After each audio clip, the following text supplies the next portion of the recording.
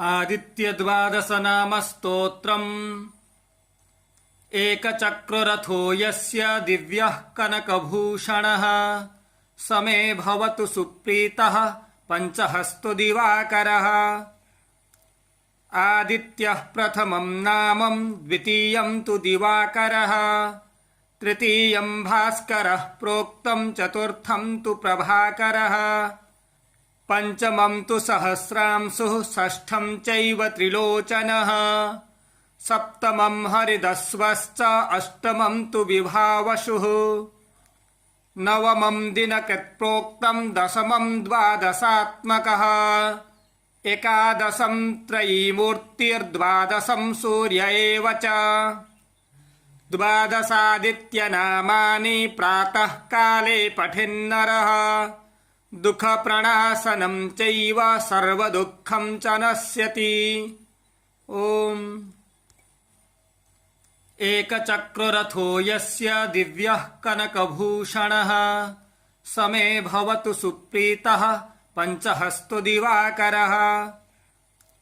आदित्यः प्रथमं नामं द्वितीयं तु दिवाकरः तृतीयं भास्करः प्रोक्तं चतुर्थं तु प्रभाकरः पंचमं तु सहस्रांशुः षष्ठं चैव त्रिलोचनः सप्तमं हरिदस्वश्च अष्टमं तु विभावशुः नवमं दिनकृत्प्रोक्तं दशमं द्वादशात्मकः एकादशं त्रयीमूर्तिर्द्वादशं सूर्य एव च द्वादशादित्यनामानि प्रातः काले पठेन्नरः दुःखप्रणाशनं चैव सर्वदुःखं च नश्यति।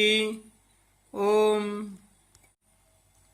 एकचक्ररथो यस्य दिव्यः कनकभूषणः स मे भवतु सुप्रीतः पञ्चहस्तो दिवाकरः। आदित्यः प्रथमं नामं द्वितीयं तु दिवाकरः तृतीयं भास्करः प्रोक्तं चतुर्थं तु प्रभाकरः पंचमं तु सहस्रांशुः षष्ठं चैव त्रिलोचनः सप्तमं हरिदस्वश्च अष्टमं तु विभावशुः नवमं दिनकृत्प्रोक्तं दशमं द्वादशात्मकः एकादशं त्रयीमूर्तिर्द्वादशं सूर्य एव च द्वादशादित्यनामानि प्रातः काले पठेन्नरः दुःखप्रणाशनं चैव सर्वदुःखं च नश्यति। ओम एकचक्ररथो यस्य दिव्यः कनकभूषणः स मे भवतु सुप्रीतः पञ्चहस्तो दिवाकरः।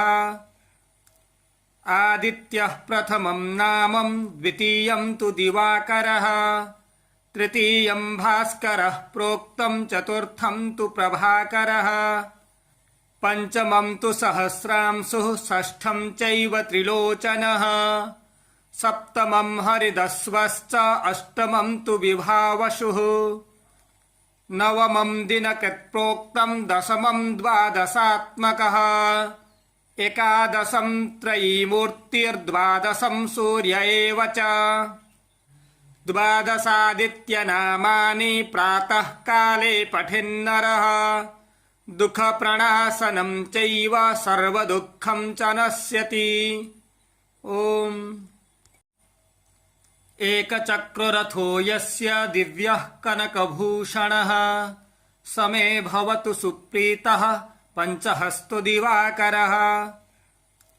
आदित्यः प्रथमं नामं द्वितीयं तु दिवाकरः तृतीयं भास्करः प्रोक्तं चतुर्थं तु प्रभाकरः पंचमं तु सहस्रांशुः षष्ठं चैव त्रिलोचनः सप्तमं हरिदस्वश्च अष्टमं तु विभावशुः नवमं दिनकृत्प्रोक्तं दशमं द्वादशात्मकः एकादशं त्रयीमूर्तिर्द्वादशं सूर्य एव च द्वादशादित्यनामानि प्रातः काले पठेन्नरः दुःखप्रणाशनं चैव सर्वदुःखं च नश्यति।